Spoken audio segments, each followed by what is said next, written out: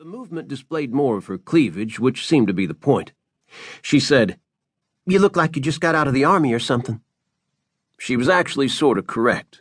My hair was short. I stood a little over 6 feet, weighed a fit 180 pounds, arms and shoulders stretching the t-shirt I was wearing. I'd been discharged from the Texas Rangers almost 8 months before. I'd been a ranger for nearly a decade, going into some of the worst places East Texas had to offer. I didn't tell the girl any of that. I just shrugged and picked up Gibbon again. A moment later, she said, "You ever been to Italy?" "Italy, Texas?" "No, silly. The other one. The real Italy." I debated my answer. The line between being friendly and an asshole was getting thinner. "Leave 'em be, Susie." The bartender put her drink on a napkin. "The man just wants to read his book." I made a mental note to leave a healthy tip. Then I gave both of them a polite smile and went back to the Romans. Jimmy told her how much the drink would be. She patted her pockets. "My purse. It's back at the table." All innocence. "I'm sure I've got some money left." I looked up from my book. Jimmy was staring at her with the look bartenders reserve for young women who try to scam themselves free drinks. "We talked about this when you came in," he said. "You told me you could pay your tab this time."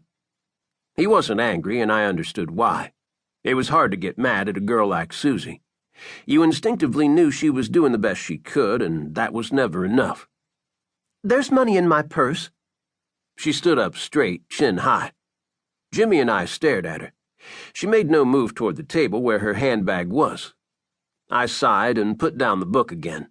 Despite my years as a cop, I was a sucker for lost causes, stray pets, and people who couldn't quite fit into the groove of life. A waif with no money, looking like she'd been conceived in the back of the Grateful Dead's tour bus, in a bar called the Broken Promise. Pretty much the definition of a lost cause right there. I pulled out a 20. "Here, allow me." Jimmy took the cash, and the woman climbed onto the stool next to mine. "Thank you, kind sir."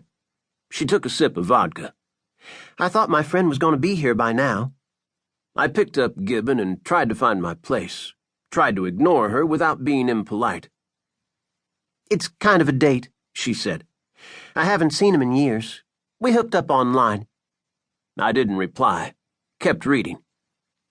"He used to be in my cousin's Al-Anon group." She clinked the ice in her glass. "This was up in Abilene." The words on the page became a blur, the sound of her voice making them hard to process.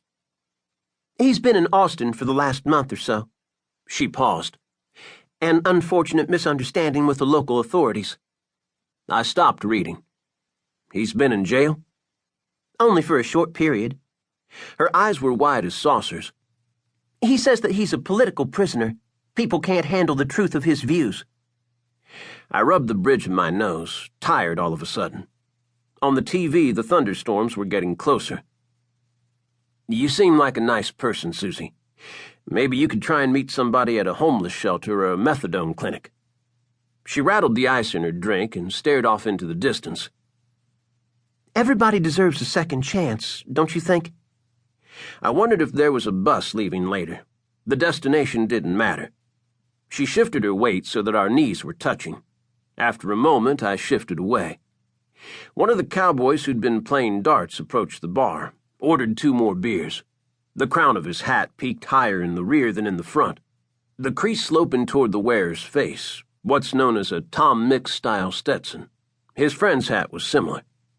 He tilted back the Stetson and eyed Susie with the look men reserve for women who are easy pickings. She'd been in the back alone. Now she was at the bar with someone she obviously had just met. Might as well have had a sign around her neck that read, "Puts out on first date." Then the cowboy looked at me. I looked back, settled behind the flat, unblinking stare that used to make the tweakheads and gangbangers in certain parts of the Lone Star State run for shelter.